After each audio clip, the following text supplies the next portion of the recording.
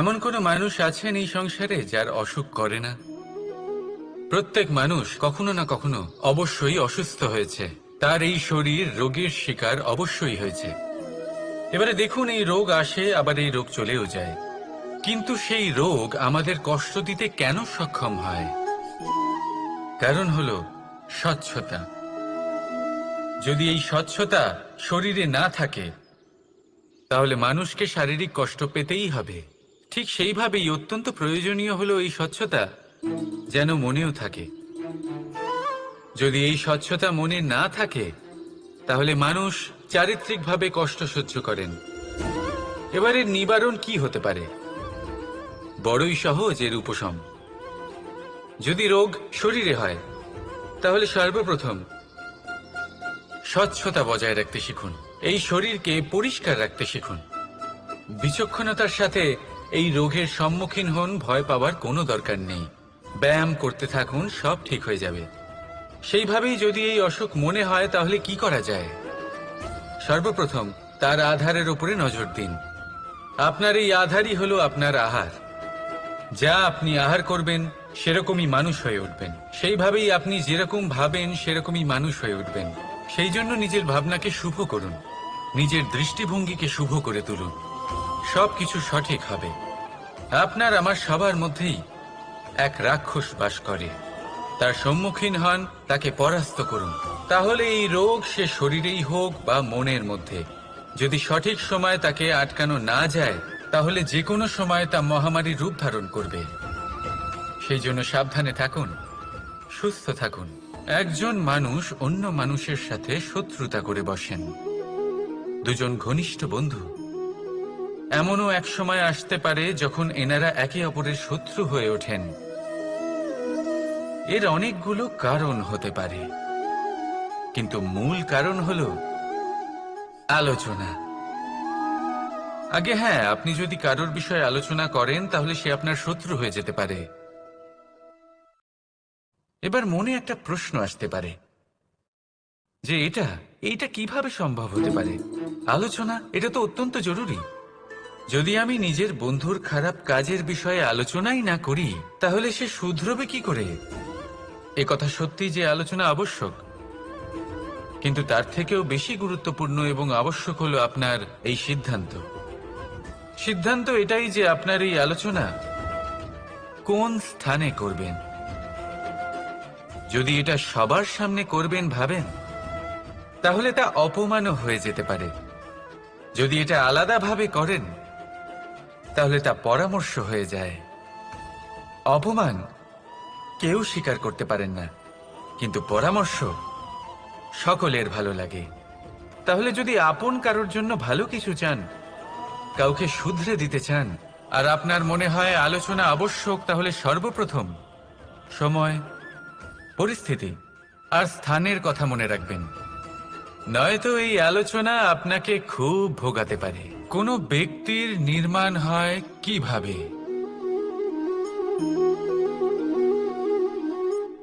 কেউ বলবেন পঞ্চতত্ত্বের দ্বারা, কেউ বলবেন আত্মা, দেহ ও চেতনার দ্বারা, কেউ বলবেন ঈশ্বরের কৃপার দ্বারা, তো কেউ বলবেন এই প্রকৃতির পরীক্ষার দ্বারা। না, মানুষের নির্মাণ হয়ে থাকে বিশ্বাস দ্বারা। ব্যক্তি তখনই গড়ে ওঠেন যখন ব্যক্তিত্ব থাকে, ঠিক কিনা? আর ব্যক্তিত্ব তখনই হবে, আর সেরকমই হবে যেরকম বিশ্বাস আপনি নিজের উপরে রাখবেন। যদি আপনি মনে করেন আপনি বিষের ন্যায় হবেন, তাহলে আপনি বিষাক্তই হবেন। যদি আপনি এটা মনে করেন যে আপনি অমৃতের ন্যায় হবেন, তাহলে আপনি অমরই হয়ে যাবেন। যদি আপনি নিজের উপরে বিশ্বাস রাখেন যে আপনি সংসারের সব থেকে উঁচু পর্বতের শিখরে পৌঁছতে পারবেন, তাহলে আপনি অবশ্যই পৌঁছবেন। যদি আপনার এরকম মনে হয় যে আপনি এরকম কখনো করতে পারবেন না, তাহলে এরকম কখনোই হবে না। ভেবে দেখবেন, বিশ্বাসের মধ্যেই বিশ্ব বাস করে থাকে। তো আপনার অস্তিত্ব কেন করবে না? যেমন বিশ্বাস আপনি নিজের উপরে রাখবেন, তেমনই আপনি হয়ে উঠবেন। সেই জন্য নিজের উপরে বিশ্বাস রাখুন, আর হ্যাঁ, ভালোবেসে বলুন রাধা রাধা। কি ভাবছেন? আজ কৃষ্ণ রথীর স্থানে বসে আছে, যেখানে ওর সারথীর স্থানে বসা উচিত ছিল। এটাই ভাবছিলেন তো? অনেক সময় এমন হয় যে আমরা যা দেখছি তা সত্যি হয় না। যেমন সূর্য। সূর্যকে আমরা দেখতে পাই কারণ তাকে দেখা যায়। তবে সত্যি হলো এটাই যে আমরা সূর্যকে দেখতে পাই কারণ আমরা সূর্যকে দেখি। এবার নিজের চোখ বুজে ফেলুন। এবার দিন না রাত কিছুই যায় আসে না। ঠিক সেইভাবে ধর্ম স্থাপনের এই কাজে, ধর্মের এই পথে আমি সারথি নই, আমি হলাম রথী। আর আমি খুঁজে চলেছি সেই সারথি যিনি ধর্ম, কর্ম এবং ভক্তিতে পরিপূর্ণ। ধর্ম যা আপনাকে সঠিক পথে চালনা করে, কর্ম যা আপনাকে পরিশ্রম করায়, আর ভক্তি তাকে সেই পথ থেকে বিচলিত হতে দেয় না। আজ পর্যন্ত আমি সবার সখা ছিলাম, সবাইকে সঠিক পথে চালনা করতাম। এবার আমি খুঁজে চলেছি সেই ব্যক্তিকে যিনি আমার সখা হবেন আর ধর্ম স্থাপনের এই শুভ কাজে আমার সাথী হবেন।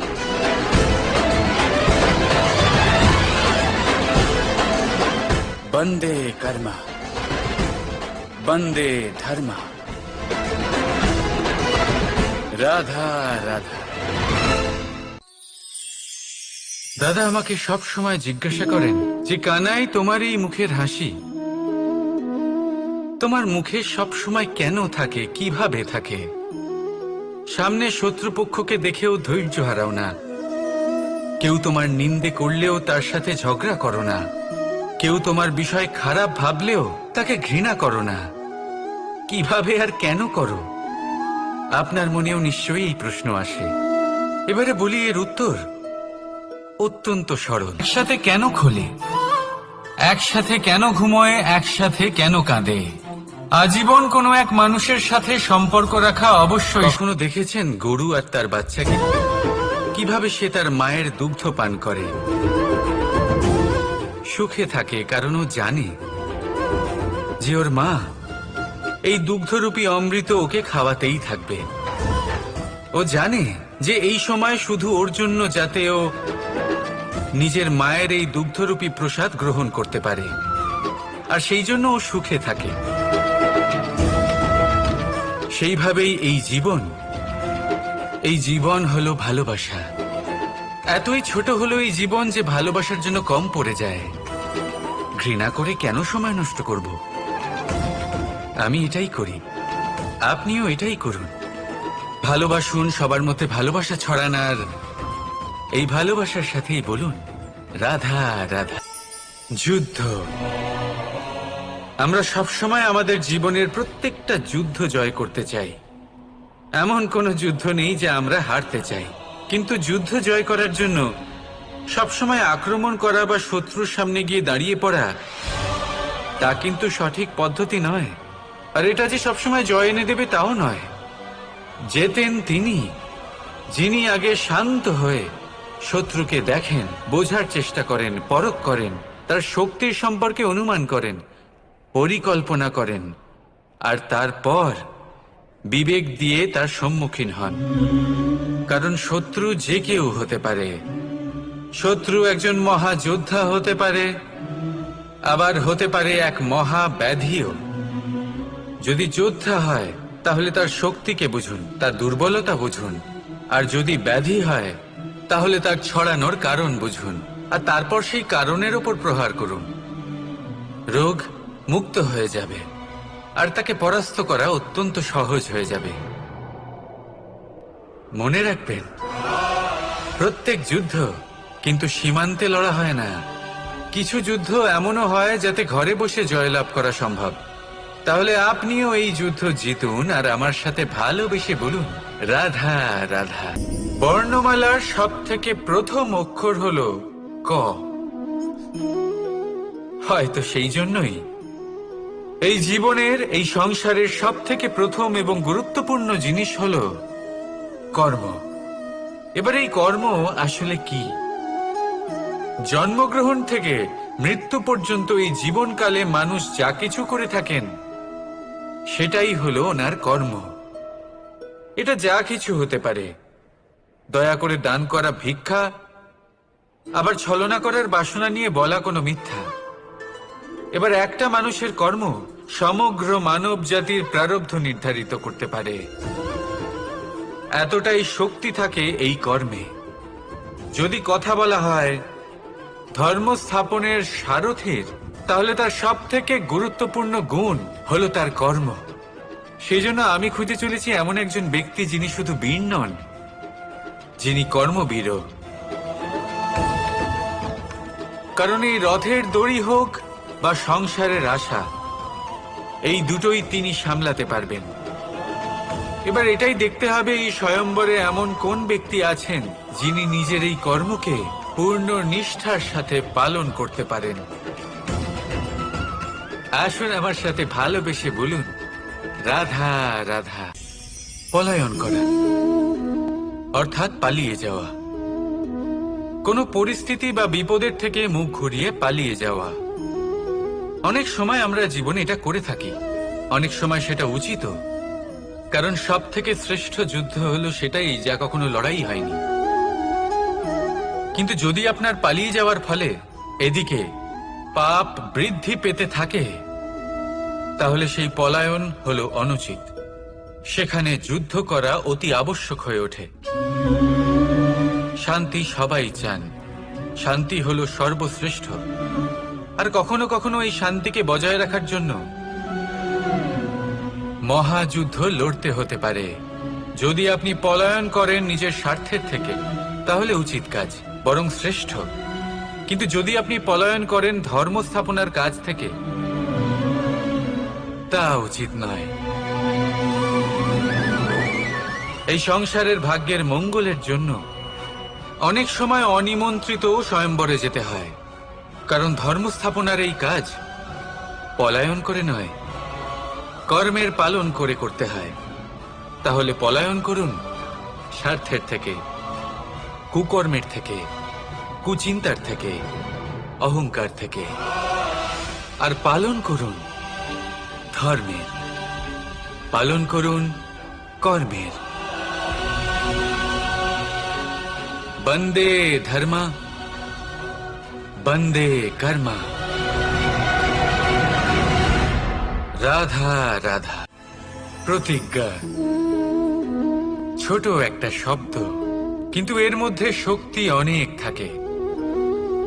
যে ব্যক্তি প্রতিজ্ঞা পালন করেন তাতে অটল থাকেন, সংসার তাকে সম্মান করে।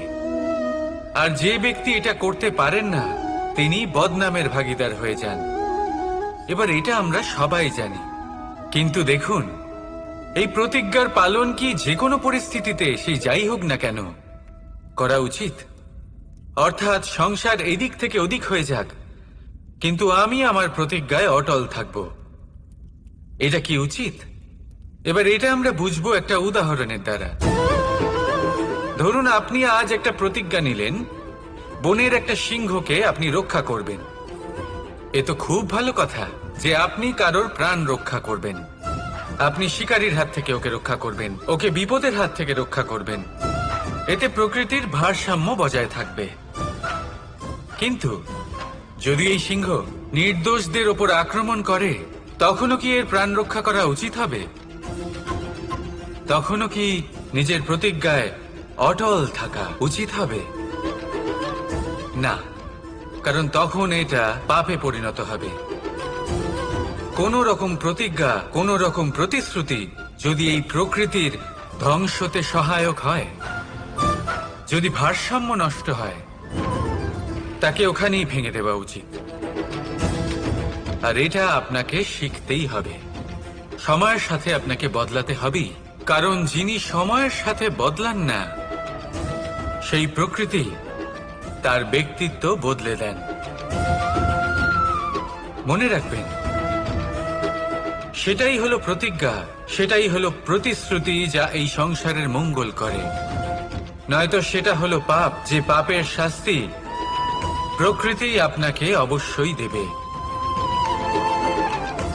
তাহলে আসুন আমার সাথে বলুন, বন্দে ধর্মা বন্দে কর্মা, রাধা রাধা। এই স্বয়ম্বরে আসার আমার একটাই উদ্দেশ্য ছিল, আমার এই ধর্ম স্থাপন করার কাজের জন্য একজন সারথি নির্বাচন করা। আর ধর্মবীর এবং কর্মবীরের নির্বাচন তো হয়েই গেছে। এবার এটাই দেখতে হবে যে জ্ঞান কার মধ্যে রয়েছে, কে আছেন যিনি মহাজ্ঞানী। এবার বলি, যে জ্ঞানের কথা আমি বলছি তা সেই জ্ঞান নয় যা বই থেকে পাওয়া যায়। এটা সেই জ্ঞান নয় যা বটগাছের মতো বিশাল আকার হয় বা পর্বতের মতো অটল হয়। না, আমি যে জ্ঞানের কথা বলছি এটা হলো সেই জ্ঞান যা জীবনের পাঠশালা থেকে শেখা হয়। জীবনের প্রত্যেকটা ঘটনা থেকে এই শিক্ষা পাওয়া যায়, যা হলো বাতাসের মতোই সরল আর জলের মতো নিজের পথ সে নিজেই বানিয়ে নেয়। আমি সেই জ্ঞানের কথা বলছি। এবারে দেখতে হবে কে এই মহাজ্ঞানী, কে আছেন যার মর্যাদার বিষয়ে জ্ঞান রয়েছে, কে আছেন যিনি শাস্ত্র এবং শস্ত্রের মতোই বিনম্রতারও জ্ঞান রাখেন। এমন কে আছেন সেটাই তো দেখতে হবে, কারণ ধর্মের এই রথকে অগ্রসর করার জন্য জ্ঞানের চাকা অত্যন্ত গুরুত্বপূর্ণ। তাহলে আসুন আমার সাথে ভালোবেসে বলুন, রাধা রাধা। যদি সন্তান কোনো দুষ্কর্ম করে তাহলে সেই অপরাধ শুধু কি সেই সন্তানের? না, যদি সন্তান দুষ্কর্ম করে তাহলে অপরাধী তার মাতা পিতাও, যারা পুত্র মোহর কারণে সেই অনুচিত কাজে তাকে বাধা দেননি। অপরাধী হলেন তার পিতামহ। রাধা, পলায়ন করা অর্থাৎ পালিয়ে যাওয়া। কোনো পরিস্থিতি বা বিপদের কারণে নিজের পরিবারের যত্ন নেননি, যিনি সন্তানকে কখনো শাস্তি দেননি। অপরাধী হলেন তার সেই গুরুও, যিনি নিজের শিষ্যের সেই দুষ্কর্ম দেখেও তাকে প্রতিহত করতে পারেননি। একজন হবু রাজার কর্তব্য হলো নিজের প্রজার কাছে সে যেন এক উদাহরণ প্রস্তুত করতে পারে, কিন্তু যদি এত অনুচিত উদাহরণ প্রস্তুত হয়ে থাকে তাহলে মা বাবার, বাড়ির বয়োজ্যেষ্ঠদের কর্তব্য হলো ওনারা যেন সেটা সেখানেই থামায়, হয় ভালোবেসে নয়তো শাস্তি দিয়ে। যদি না থামানো হয় তাহলে মহাভারত অবশ্যম্ভাবী। অনেক ব্যক্তির মনে একটা প্রশ্ন জাগে আমাকে আর রাধাকে নিয়ে। বলেন যে, না আমি আর রাধা একসাথে থাকি, না আমাদের বিয়ে হয়েছে, আমি এখানে দ্বারকাতে ও ওখানে বর্ষণাতে, তাও এত ভালোবাসা কি করে? এ কেমন সম্পর্ক? আমি তাদের একটা সহজ কথা বলতে চাই। আপনি কখনো আয়নার দিকে দেখেছেন? নিজের দুই চোখের দিকে তাকিয়ে জিজ্ঞাসা করুন, এই দুই চোখ একসাথে কেন বন্ধ হয়, একসাথে কেন খোলে, একসাথে কেন ঘুমোয়, একসাথে কেন কাঁদে? আজীবন কোনো এক মানুষের সাথে সম্পর্ক রাখা অবশ্যই সম্ভব, তাদের সাথে দেখা না করে। আমার আর রাধার ভালোবাসাও কিছুটা এরকমই, আর কিছুটা এরকমই হয় ভালোবাসা দুই নয়নের মতো, যারা কখনোই মিলিত হবে না কিন্তু চিরকালের জন্য একসাথে জুড়ে থাকবে। এই অনুভূতি নিঃস্বার্থ হয়, আর এই নিঃস্বার্থ ভালোবাসা আপনাকে আনন্দের পথে অগ্রসর করে। জীবনে সবসময় নিঃস্বার্থভাবে ভালোবাসুন, শুধুমাত্র আনন্দই পাবেন। তাহলে আসুন আমার সাথে নিঃস্বার্থভাবে ভালোবেসে বলুন, রাধা রাধা।